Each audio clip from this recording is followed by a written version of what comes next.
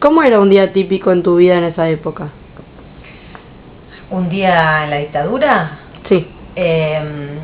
Y bueno, por ejemplo, cuando estudiaba en La Plata, me tomaba el tren creo que eran las 5:25 de la mañana a La Plata.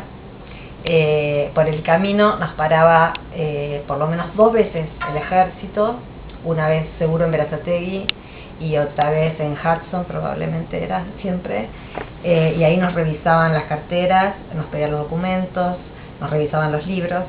Cuando llegábamos a la estación de La Plata, de nuevo había un retén militar y había que vaciar todo, y después, antes de entrar a la facultad, también había que vaciar todo, o sea que uno llegaba a clase muy cansado.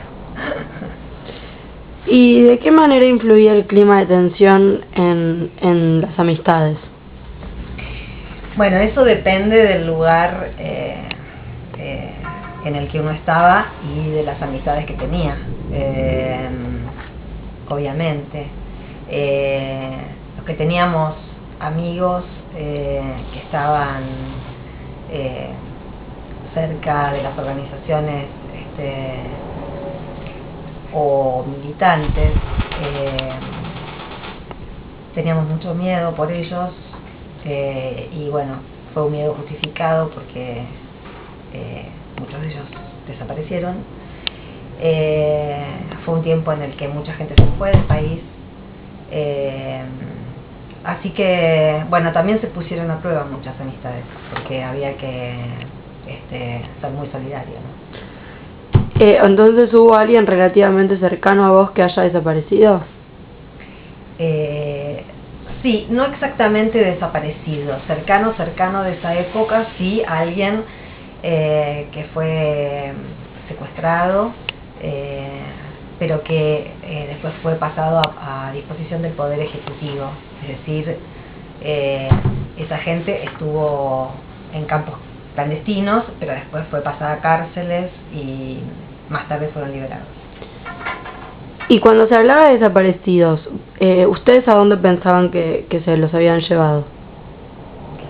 ¿Se sabía que era campos de concentración o...? No, primero se supo que desaparecía gente, compañeros nuestros que faltaban 2 o 3 días de clase. ¿Y a dónde se habían ido? Bueno, había...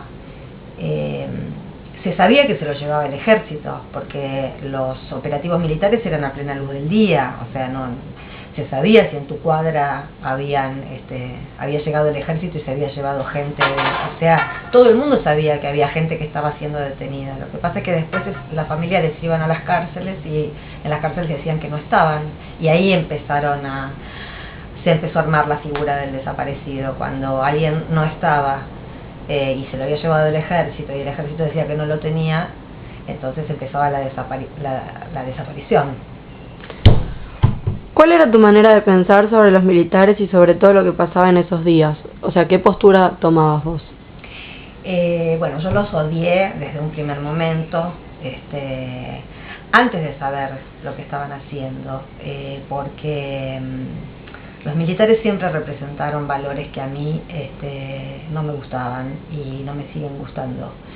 Pero cuando empecé a tener miedo, a vivir con miedo, cuando me empecé a dar cuenta de que había gente que estaba desapareciendo, cuando nos empezamos a enterar un poco más de lo que pasaba en los centros clandestinos, por la mitad de la dictadura, bueno, yo participé de todas las marchas que hubo, de las primeras marchas de las madres de Plaza de Mayo, participé cuando vino la Comisión de Derechos Humanos de la OEA,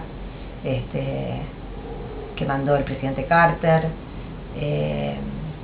o sea que bueno, nada, tuve dentro de lo que se podía hacer, una postura bastante